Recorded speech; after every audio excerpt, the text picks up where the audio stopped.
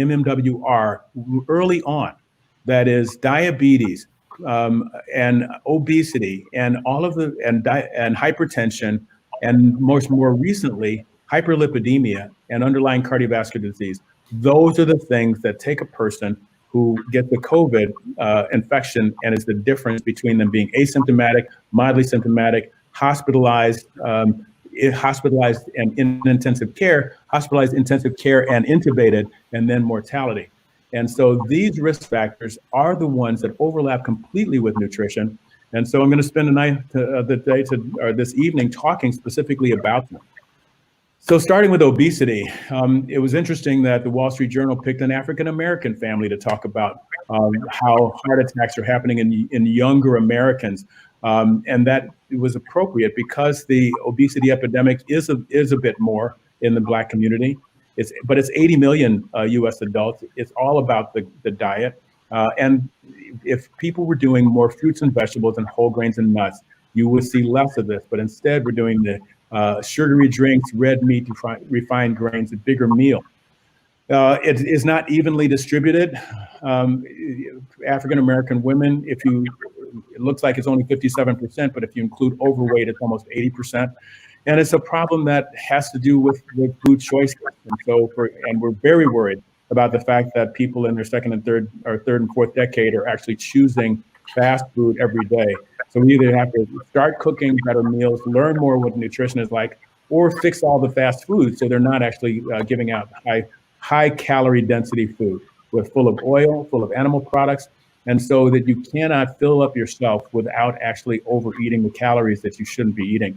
As opposed to this very famous Juliana Heber slide, 400 calories of this and that, 400 calories of vegetables is a lot of space in your stomach and a lot of satiety, but not a lot of calories. Instead, we're supersizing things, and they get bigger and bigger. It's a great marketing ploy, but it's having its effect. Now, can nutrition intervention make a difference? We actually have a lot of data, and some of it is diets that we don't like because there might have some long-term and even short-term bad effects. But what all of these diets actually share is that they are lower in calories. And so it may not be lower in volume of food, but it's definitely lower in calories. In the case of Ornish, that would be a whole food plant-based diet. It's plenty of food, it's just not a lot of calories. And when you do that, you will see a significant difference. And so there have been prospective randomized trials that actually look at over a 6-month period of time. This is Turner McGreevy's studies, and it does appear that the best ones would be vegetarian or completely plant-based or vegan. Now I'm going to switch over and talk about diabetes and hypertension more. Why? Because that really is around the world, not just about COVID, it's about cardiovascular disease and overall mortality. And sure, obesity is coming in 5th on this, but if you get rid of smoking and bad air pollution, you're left with hypertension and diabetes. So I tend to talk about them together. There's plenty of deaths worldwide, particularly cardiovascular deaths that are related to how glucose is handling as well as hypertension. And we have data on nutrition. Some of it comes from the Adventist health studies, such as this particular study, Gary Fraser, taking a look at the Adventist prospective, not randomized, but prospective collective nutrition information and relating it to risk factors. And the all vegan population compared to the lacto-ovo population, and that one's smaller than the non-vegetarian population. So they have plenty of data over plenty of time, and this is what they show. For hypertension and diabetes, if you are trying to avoid being overweight and avoid those diseases, the best strategy is completely plant-based nutrition. It does turn into mortality, not just risk factors. The more vegetarian you are, the longer you live, and the less cardiovascular disease you end up with. And over time, you tend to grow in terms of the percentage of people who are based, as the American diet says, really tends to extinguish itself either by mortality or conversion. And usually it's someone coming to my office after a heart attack, and we go through it and we say, yeah, you ate that disease, and we're not going to do that anymore, and I can get them to change. The people who are doing a vegetarian diet are lighter, have a more lively life, and they actually live longer by almost a decade. if you look at vegetarian diets in terms of randomized trials, there are loads of them for blood pressure. And on average, you will drop your blood pressure significantly. Some vegetarian diets more than others, particularly at the top, the two completely plant-based diets. And even the ones that have been published, so-called DASH diet, if you segregate the DASH diet into people shown in red here, the people who have very, very low fat and cholesterol, meaning essentially a plant-based diet, they're the ones who have the most dramatic reduction in blood pressure. That did make it into our 2017 hypertension guidelines, where we try to get people to do lifestyle, not drugs. And sometimes you need both, but you should start with lifestyle and cut the alcohol consumption, do more physical activity, lose the weight, lower the sodium to less than 1,500 milligrams, increase the potassium to more than 3,500 milligrams, but have a diet that's rich in whole grains, vegetables, fruits. If you do this, you will actually lower your blood pressure substantially. So, Jim, I'm sorry. Sure. You mentioned the guideline. You just showed data showing that a complete plant-based diet has pretty definitive benefits over, diets that are rich in plant foods. I mean, lacto, ovo, vegetarian, etc. Yeah. Why can't we recommend just a vegan diet? We understand people may not achieve that, but is there a lack of data? Do we need more data? What's your take on that? Very well said. And so what we're looking at is the guidelines. It's great to be in the room, great to be an author. I learned so much from these folks, but they will beat you up if you don't have prospective randomized trials with hard outcomes. And so having this graph did influence the guideline writing, but what really influenced them was DASH. And DASH had some fish and DASH had some dairy. It was not very much, and less the better. And DASH shows that. So that's why I show the DASH slide. So yes, we still need prospective randomized trials for all of the risk factors and all of the outcomes that are large and long term. Because everything the big stuff that I'm showing you so far, the large populations, they're actually observational trials. They're long prospective with outcomes, but they're observational. And that's the one that met that criteria, randomized prospective trials. Yep, that's right. And so the criticism that people will say, and I could spend the entire hour talking about this.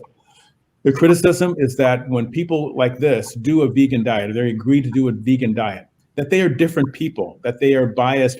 There's a healthy person bias that goes into it. They're not smoker. They're probably exercising more. Is that cause or effect with the vegan diet? Sure. If you ask Novak Djokovic, early in his career as a tennis player versus recently when he's dominating, he's vegan now. And so he recovers better.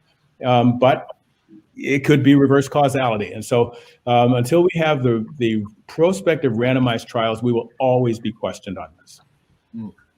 Okay, so let me talk a little bit about insulin, because insulin is not our friend. We grow up Banting and Best thinking that it's a wonderful hormone that saves a lot of lives, and you can give it exogenously when somebody's diabetic. But you know what? It's an minute growth stuff you do not want. Central obesity and thickness of vessels and accelerated atherosclerosis. So anything that we do that increases insulin levels, like a carbohydrate load, is going to down the road relate to poorer outcomes for the cardiovascular system. The funny part about this is it's not news. This study from the Nurses Health Study was actually over 10 years ago. And they showed that if you eat a hamburger, you got a dietary cholesterol load, your mortality goes up. You eat vegetable fiber instead, it goes down. You eat a sugar load, like a donut or something, and you actually have a higher hazard ratio than you would, numerically higher than you would from the dietary cholesterol. So sugar actually may be worse than cholesterol and fat. That dovetails completely with outcome studies that were published in 2014, Journal of American Medical Association, talking about from NHANES, great data set, looking long time. Again, it's prospective, non-randomized, but they show the more sugar you eat, you get this curvilinear increase in mortality. So don't sugarcoat it. Real quick on the sugar, I'm not going to spend too much time. I know you have a lot of data, but a lot of sugar items have dairy in them as well as oil, such as the donut that you alluded to. Absolutely. And so it's not just a pure sugar, although it's a polyprocessed sugar with an animal protein associated with it, which may make it worse than the cheeseburger. You hit the nail on the head. People eat food; they don't eat nutrients, and so it's hard. And this will come up again. It can come up during our saturated fat discussion as well. How many times are people eating saturated fat and not eating cholesterol? Who's going to go to their lard and just start spooning it out? We normally don't do that. So when you try to adjust for cholesterol intake or animal protein intake in the model, you still end up in the Nurses Health Study, but it isn't a prospective randomized trial that's done with a pure nutrient. So you're absolutely right. There's always going to be some error bars around it. So remember that sugar actually can be dyslipidemic, and that it can, you hear people say that it doesn't cause diabetes. Well, not necessarily directly, but indirectly by increasing insulin levels, which will make you grow. It'll make you can take a certain amount of food, but how much of those calories are going to end up in your stool? Believe it or not, the insulin changes all of that. You become much more efficient in absorbing food, which you're then going to store if it's more than what you need. So you can reverse all of this when you lower the sugar in the diet. So let's be about that. Now, one thing that requires special mention in terms of a slide is drinking calories. I see my patients, they're coming and say, I'm doing smoothies now, and that's fine. When they say I'm doing juicing, that's not so fine. They're taking the fiber, throwing it away, and drinking everything else. And that essentially is adding sugar and drinking it. So what's wrong with it? You get an amazing absorption so fast when you drink. And this is why, everybody's had the experience of giving an amp of D50 or having somebody drink orange juice when they're having insulin shock, and they wake right up. It takes seconds. So that's when people are drinking calories, they're getting a response that's almost immediate. And it's just increasing the amount of calories that you're going to consume. I'll have to share the data we have with our cold pressed juice feast on diabetic patients, because we've had hundreds, thousands of patients we put on cold pressed juice feasts for at a time, and we've got pretty good data. In fact, some of my diabetics that I have trouble controlling their diabetes, I put them on a juice feast, and their cholesterol goes down and the lipids. And I don't know if there's enough data on cold pressed juice feasting to really make a comment. I think theoretically you're right. If you got a processed juice, it's going to be bad. But the only data I've seen, and I talked to Michael Greger about this, is that they do observational studies where people say, okay, I use fruit juice versus the whole fruit. But then the fruit juice is a processed pasteurized juice. I just don't know if there's any data on cold pressed juice feast or cold pressed juice detoxes. So tell me what else they're eating. If you're doing the juice by itself, then that insulin is not going to make you absorb more of the fat from the hamburger. No, I agree. Hear what you're saying. I don't put them on cold pressed juice in a hamburger. Exactly. So you might have incredible success with that, because the substrate that you're giving them is so much healthier than what they're eating when they're doing a soda with the cheeseburger and fries. But we probably should do that study one day, but that's another story. There you go. All right. Absolutely. Okay. All right. So there you go. All right. So I can't talk about sugar without talking about alternative sweeteners. There is data out there saying that they increase mortality. And the sugar sweetened beverages of all varieties are associated with more mortality. It is a little bit better for the artificial ones. And there are 3 that I know of, and with a knowledgeable group like this, maybe you could add to that list. It's stevia, yacon syrup, and erythritol that don't have really large increases in insulin levels, which is what I think as a cardiologist you'd like to avoid.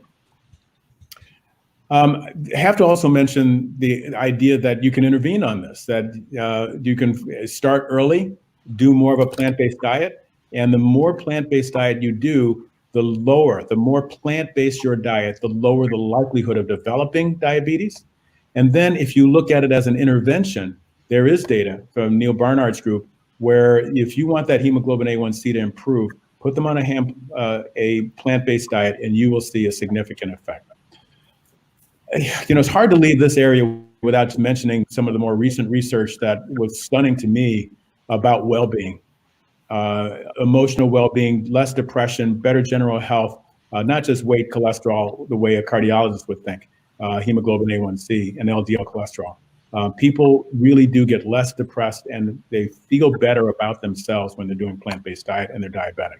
So we need to improve their life expectancy and the quality of life. And we can do that in diabetics by getting rid of the red meat, which is apparently very diabetogenic, regardless of its effects on weight, as well as refined carbohydrates and the consequent insulin resistance.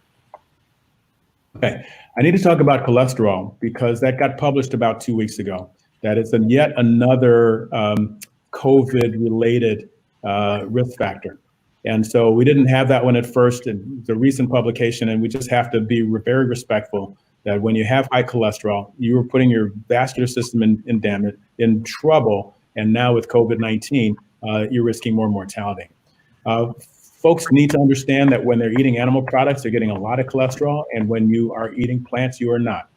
There are some animal products that don't have cholesterol, like egg whites. Unfortunately, most people eat egg whites with egg yolks. So if you want to do an intervention to lower cholesterol, this is the one that I took personally because of the month that it was published, where they did a prospective randomized trial, wonderful trial, doing plant sterols, viscose fibers, soy protein, and almonds versus a statin versus a low-fat, old American Heart Association type of diet. And what you can see is that the diet without the statin or the plant-based nutrition didn't affect the LDL cholesterol or the inflammation, the C-reactive protein, very much, but both the statin and the LDL cholesterol fell dramatically with that intervention, with the statin and with the dietary portfolio. So we have we focused on the anti-inflammatory effects of a vegan diet because there's such good data saying that that's what happens. Your C-reactive protein will drop. If you use the American Heart Association diet, it does not. And if you look purely at cholesterol, you have a massive amount of data also put together by Neil Barnard's group that shows you that your LDL is going to drop. Not everybody gets a 50% reduction like I did. Some are only 30, some are only 10, but some are actually even more. And so knowing how sensitive your GI tract is to absorption of cholesterol is important. And the more plant-based you are, the more likely you're going to have a drop in cholesterol. At this point, I have to throw in a word about cholesterol with egg consumption. I mentioned how much there is in an egg. And you'll hear over and over again, I'll talk about it in just a little bit, that people, they can eat eggs and it's going to be fine, the incredible edible. Well, the problem with that is it causes death. And so it's hard to discount this data published by Don Lloyd-Jones and his group, that there's a linear relationship between egg consumption. The higher you go, the more mortality you have. And it's really, where's the cut point? About a half an egg. It might even be lower if you had a larger population with the 17% increase in mortality reaching statistical significance.